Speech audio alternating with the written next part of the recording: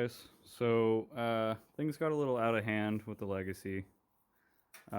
We pulled it in to do the dash and the Haltech, and then I wanted to pull the motor to fix oil leak by the turbo, and then also do the subframe, which we did. It's got the 07 STI subframe, the 05 STI rack, and the L&E fabrication steering column adapter. And then while I had it out, I was like, oh, I want to upgrade the oil pan, and then ended up finding metal in the oil pan. So I pulled it apart, and it had a little bit of rod bearing failure. So I just kind of went all out and got a brand new crank. We got Manly rods. These are basically just for a 257. And then there's a brand new crank from the dealer, 422. I just had to transfer over the keyway. And then I think my pistons are in here. Got brand new Wiseco pistons, which I already set the ring gaps on, but they're coated. There goes my wristband. But yeah, so it's going to be full forge. These are 97.5 millimeters, so I had the block bored out a little bit. Let's see. So they bored it out just a tiny bit. Factory's like 96.9, and they just took it out to 97.5. So not much, but and then line honed the center line, and yeah, I found something interesting that this I don't know if you can actually see that. That sleeve is like slightly rotated. See if you can see through there. See, it's just slightly off versus that one's like perfectly dead on. So that's kind of bizarre. I think it was already like that though, because from what the machine shop was saying, if it had rotated, it would have broken the deck, because that's actually, you can see that. I'm trying to get it to focus. That's where it changes from steel to aluminum, and they were saying that because they're not in there perfectly straight, that it would have broken the aluminum on the deck if it had rotated. So I'm not totally sure if it came like that from the factory or if it overheated at some point or what, but I'm basically just going to leave it. This block is kind of beat up. Like, if you look around there, someone's hammered in like a screwdriver in between the block halves a bunch of times. So this is probably going to be the last time this block gets used anyway. So we'll just try and make it strong for its last go around. And I don't think I'll ever make enough power to blow it up, assuming that I don't do something wrong to make it blow it up. So yeah, so we're just gonna torque the rods onto the crank over here. There's some like discrepancy with Manly says 60 foot-pounds, and ARP for the exact bolts says like 40 to 50 foot-pounds. So I think I'm gonna do like 45 or 50, not 60. So, but brand new, was it ACL race bearings as well, and they have an engine assembly lube on them already. So just need to torque these up and then get the block prepped and start putting it together, basically. I did have to gap all the rings myself, which that's actually why this file is here. So I gapped all of them to around 0.023 to 0.024. I tried to go slightly wider on the second compression ring, because people were saying that I guess if it's tighter on the bottom one, that gases will get trapped between the rings, and that can basically like wear on the ring lands and possibly break it. So I just kind of went a little bit more open, especially on cylinder 4, because you know, cylinder 4 on Supers is not always happy. So it should be plenty open to turn up the boost later on with a bigger turbo or whatever. So, but I basically just took the rings, and I don't have a ring filer, so I just put this in the vise and just basically ran it along the vise like that, and it actually worked pretty well. As long as you make sure you're doing it square, it's fine. So but yeah, so I'm just going to torque these rods up now. We'll start out with 30 foot-pounds, which should be there.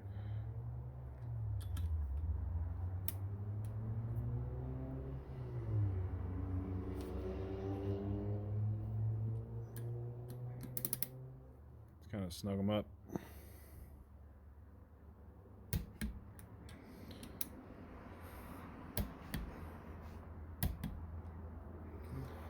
Okay. Are you gonna do all of them? Yeah.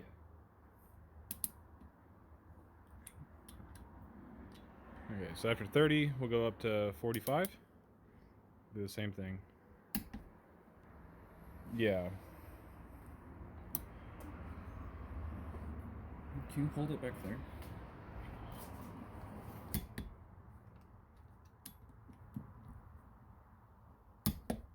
That's 45. No, it's just 40.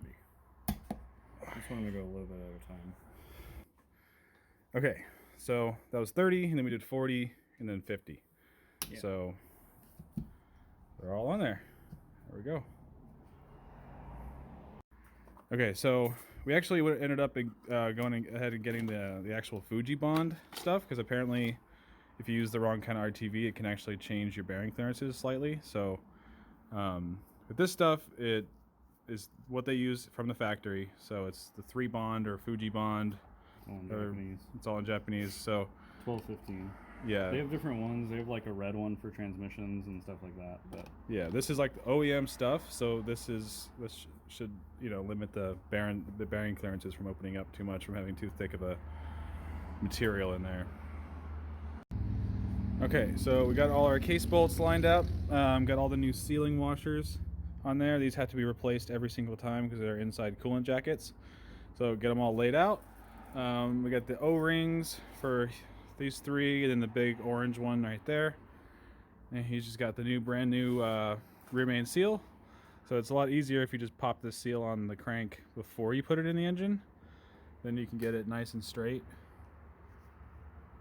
It makes it a lot easier to actually line the crank up with that in there. So now we can put the seals in and start getting the RTV. Okay, so first thing before we put the block together is we got to put these little oil squirters in. 22Ts have oil squirters, so we got some washers on there and a little bit of red Loctite. That's what it calls for. So we're just going to throttle them in by hand. And I'm not sure what the torque spec is. It's really low, so basically just getting them tight with your hand. But I'm going to look it up and make sure you look it up too if you're doing this at home. Alright, you can see it's a little oil squirters, and they're nice and tight. Okay, so we put our O-rings in there. Just putting the assembly lube in all the bearings. Do it on both sides. You want to put the crank in this side because it has the O-rings and the dowel pins on it. So you set it down in there, and then we'll put this half on top of that one with the RTV on it.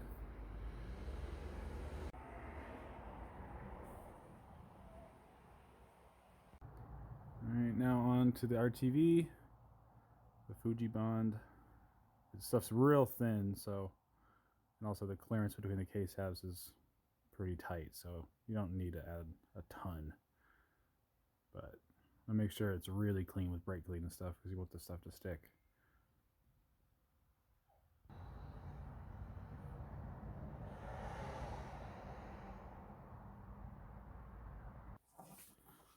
Okay, I think we're going to call that good. It's probably a little bit of excess, but if it squishes out inside the crankcase, we can just go in there and pull it off. It's just this block has a lot of Mars in it and stuff, so we want to make sure we have enough on there to fill up the gaps from whoever split this block a million times before we got it.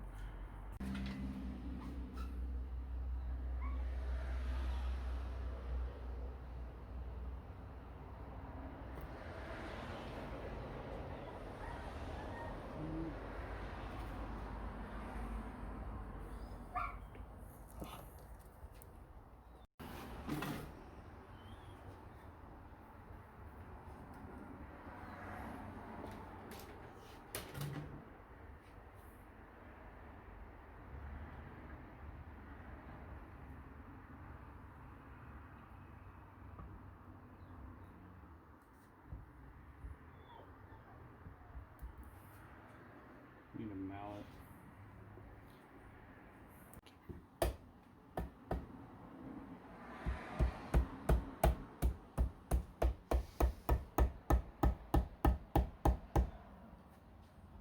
Closing nice and even. Yeah, push the rear main in a little bit.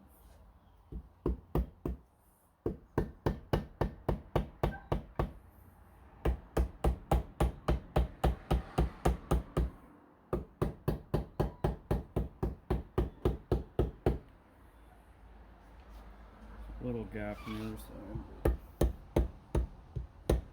I have to hit right here with this dowel pin. There's a dowel pin right there.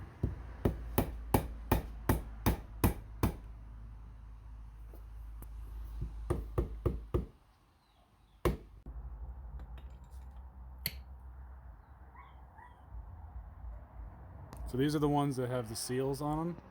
As you can see, they're inside a coolant jacket. So you gotta make sure you get brand new seals every time you take these apart. Pretty sure this side just has the 2. I can't really see in there. There you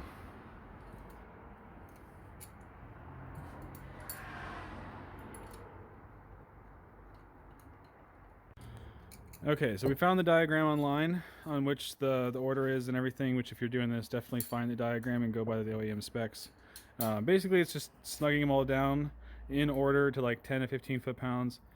And then they want you to do in order 90 degrees, which people online calculated that out to be about 36 foot-pounds. So we're just going to do 36 foot-pounds instead of doing 90 degrees, because it's basically the same. And then you just have to go in the correct order, starting on the left-hand side of the engine.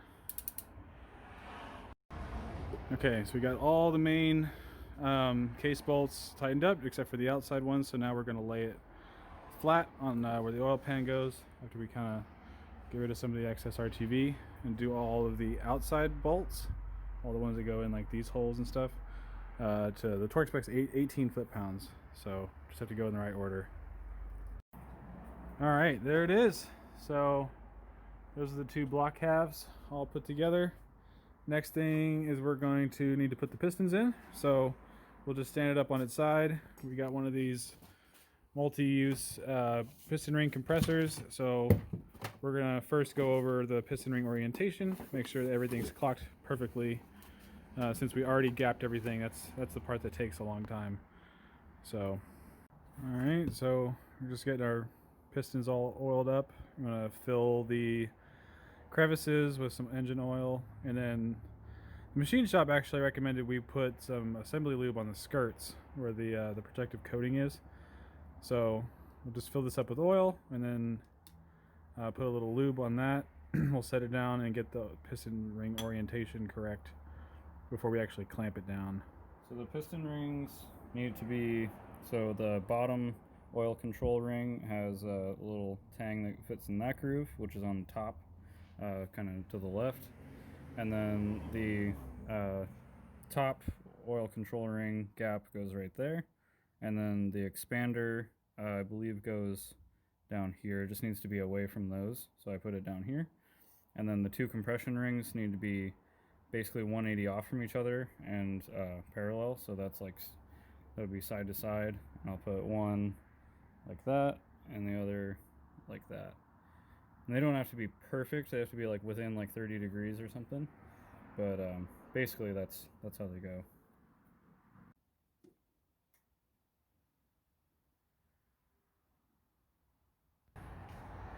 So clean up the cylinder walls, get the rod to line up inside there, get everything nice and clean, and then we'll put some engine oil on the cylinder walls just to give it some lubrication to get the rings down in there, because we don't want it to scratch it. So yeah, just use your hand to just kind of.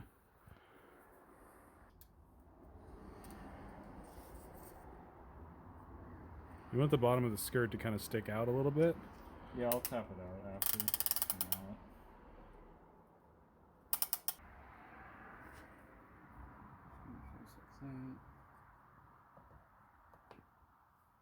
The forward marks. Think I have it compressed enough? I think so. Just make sure it's centered.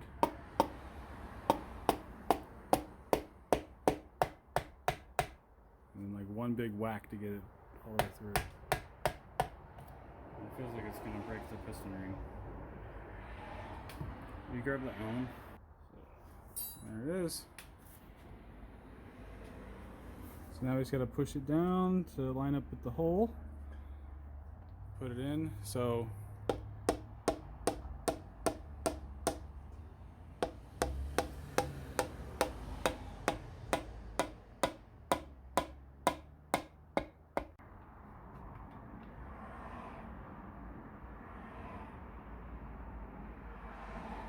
Did you oil it up? Yeah. Something not quite clocked right.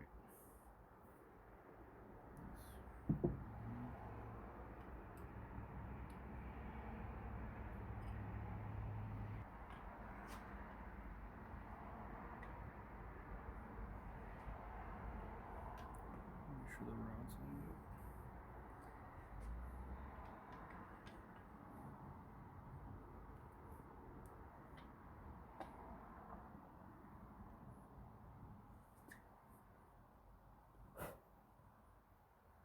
Doesn't want to go into the rod now. It's just clocked slightly wrong. I slid that in there. So we already put the back C-clip in place for the wrist pin. So you got to do that before you put the piston in. So now we just got to put the one in there and put the plug on there with a new gasket. And cylinder one's done. Okay, you see the little clips in there. Definitely don't want to forget those. Or bend it. Or bend it. Our friends had one that was bent in a car that he bought, and we found it in the oil pan. And a few days later, the wrist pin walked into the cylinder wall and dug through or it actually chewed through the sleeve. Yeah, completely almost trashed the block unless you want to re-sleeve it. Okay, so now it's cylinder one done. Cylinder two is already lined up. So you want to just flip the block over and do cylinder two next. So you don't have to keep rotating the crank around. It's just easier to get two of them lined up. Do both of those and then rotate it to get the other two to line up. So we got 3 of the 4 pistons in before we saw. Not sure if you guys can see that little crack right there. So that is a crack in the block, which appears to go to like the number 4 main bearing. It's really hard to see because it's in between the crank and the block in there. Let's see. Yeah, you can't even see it. You can kind of see it there. So we're trying to figure out how big of a deal that is. Obviously, it's probably not great, but I have a coworker who used to work in a machine shop, so I was gonna ask him what he thought of that. My main concern is it bleeding off oil pressure through it, but it goes to behind the main bearing, so I'm not really sure if it works that way or not. But yeah, I mean, that coupled with the sleeve problem on this block and how many times it's been apart, it's just kind of frustrating. So yeah, still haven't decided if we're just gonna send it or pull it all back apart and pay another $1,300 in machine work for a different block. So yep, not a super exciting end, but hey, that piston's in at least. It's shiny. So yeah, thanks for watching. Hope for the best, I guess.